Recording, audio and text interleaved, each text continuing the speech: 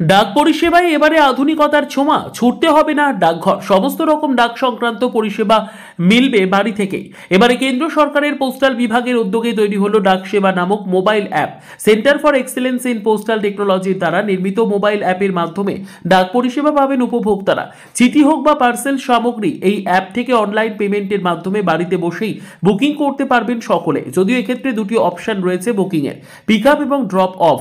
Pick আপের ক্ষেত্রে উপভোক্তা তাদের চিঠি বা পার্সেল বুকিং করলে বাড়িতে এসে ডাককর্মীরা তাদের পার্সেল বা চিঠি নিয়ে যাবেন।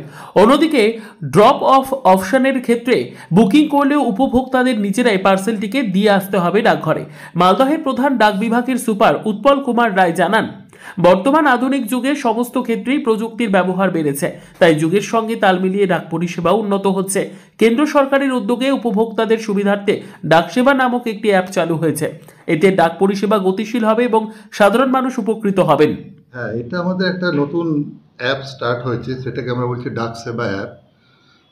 এতে আমাদের যাবতীয় জিনিস আমরা বাড়িতে বসেই করতে পারবো। এটাকে বলে post office in your pocket.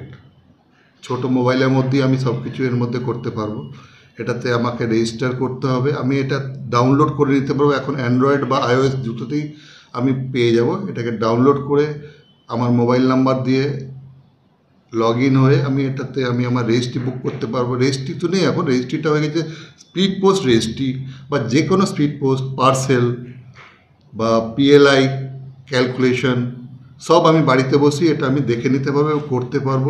Speed post parcel যদি আমি বুক করতে চাই, আমি এটার মাধ্যমে বুক করব এবং আমি ওখানে অপশান আছে পিক আপ বা ড্রপ, দুটো অপশানই আছে।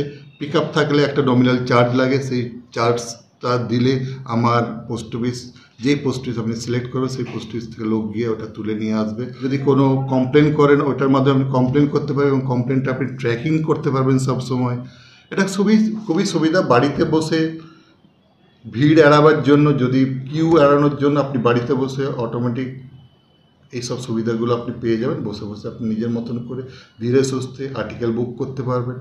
খুবই সুবিধা হয়েছে। মালদহ প্রধান ডাকঘর বিভাগের পোস্টাল অ্যাসিস্ট্যান্ট রজনীশ কুমার জানান, সাধারণ মানুষ এই অ্যাপের মাধ্যমে জিনিসপত্র এবং মানি অর্ডার ট্র্যাকিং, ডাকঘর অনুসন্ধান, ডাক পরিষেবা সংক্রান্ত অভিযোগ সহ প্রায় 16 রকম বিভিন্ন ডাক পরিষেবার সুযোগ সুবিধা উপভোগ করতে পারবেন উপভোক্তারা।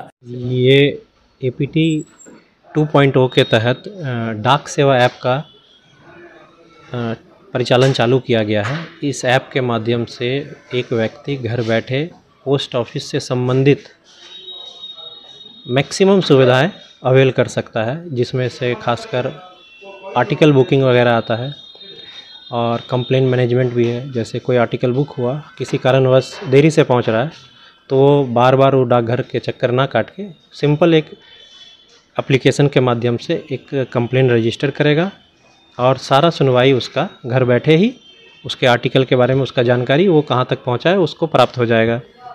आप बल्क कस्टमर भी कॉन्ट्रैक्ट अपने लिए, यानी अगर कोई व्यक्ति BNPL या एडवांस कस्टमर बनना चाहता है तो उसका क्या प्रोसेस है उसको पता नहीं है। उसके पास रोज़ 20-25 चिट्ठी बुकिंग करना है उसको, और लाइन में खड़ा रहना उसके लिए मुश्किल हो जाता है। तो वो बल्क कस्टमर बन के ऐप के माध्यम से आर्टिकल को बुक कर सकता है अपने से, और सिर्फ पिकअप या ड्रॉप ऑफ का ऑप्शन चूज़ करके डाकघर को बता सकता है और डाकघर से पोस्टमैन जाके आर्टिकल उसके पास से आसानी से ले आ सकते हैं। तो ये सब विभिन्न तरह का जो सुविधाएं हैं डाकघर से प्राप्त होता है लोगों को। इस ऐप के माध्यम से ही वो सारी सुविधाएं उसको अब घर बैठे प्राप्त हो जाएगा।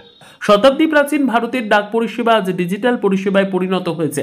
একসময় এই ডাক পরিষেবা নির্ভর ছিল মানব শক্তির ওপর, তবে বর্তমানে যান্ত্রিক প্রযুক্তির আবিষ্কারের ফলে দিনের পর দিন কমছে মানব শক্তির প্রয়োজন। ডাক পরিষেবায় বিলুপ্তপ্রায় রানার এবং ডাকবাক্সের ব্যবহার। তবে দেখার বিষয় ডিজিটাল এই ডাক সেবা নামক মোবাইল অ্যাপ কতটা গ্রহণযোগ্য হয় জনসাধারণের কাছে। মালদহ থেকে GM মমিন, লোকাল 18 বাংলা।